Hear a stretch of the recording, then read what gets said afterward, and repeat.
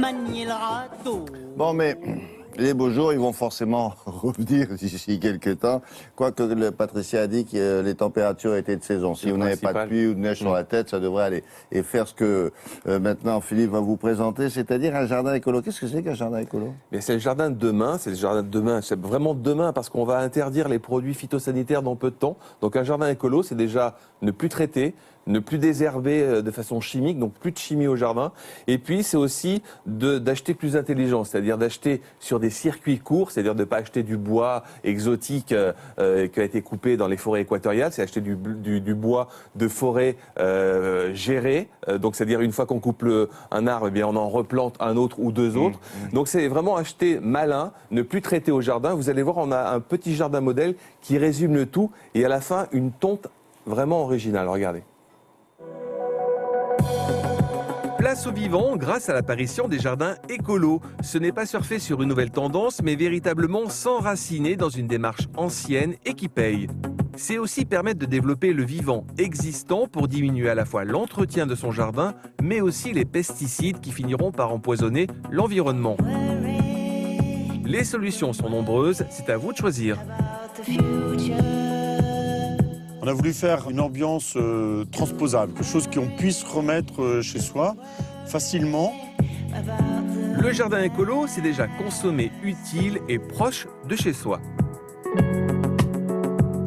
On a utilisé des matériaux nobles, comme le chêne, comme le mélèze, et puis avec des végétaux comme le taxus l'if, qui donnent une présence assez forte au végétal. Le végétal rythmera le tout. Privilégiez les fleurs colorées pour attirer les insectes.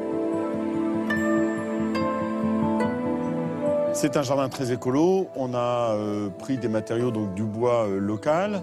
On a voulu faire du paillage pour montrer que sur son jardin, on pouvait travailler autrement la terre. On a travaillé le fer aussi.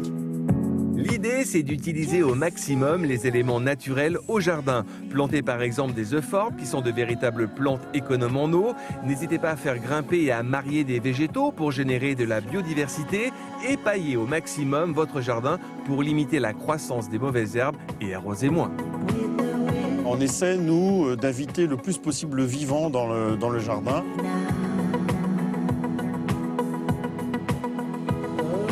On a les moutons, bien sûr, qui vont faire de l'éco-pâturage, mais on a aussi développé une boîte à refuge faunistique où on peut mettre des insectes, des oiseaux, qu'on a appelé la Life Box, qu'on a présenté aussi ici.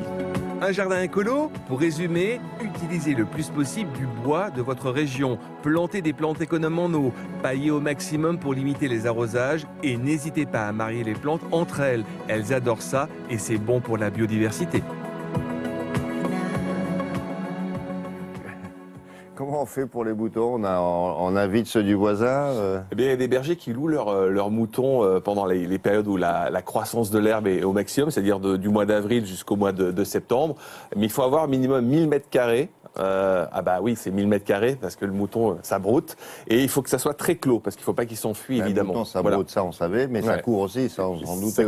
Et ça mange aussi autre chose que de l'herbe. Donc si vous avez des jolis massifs de fleurs, il vaut mieux éviter de mettre. C'est vraiment une bonne idée, le coup du mouton. Mais dans les grands parcs, les châteaux, etc., maintenant, beaucoup, les entreprises qui ont à tondre exactement, on met des moutons pendant la période, justement, de croissance de l'herbe. Alors, ils sont payés à la tonte?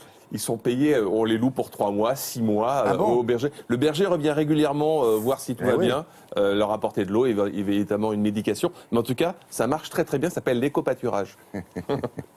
Belle idée. Merci beaucoup. Allez, on passe au sport maintenant avec Grégoire Tournon. Il y a du boulot là, vous allez voir.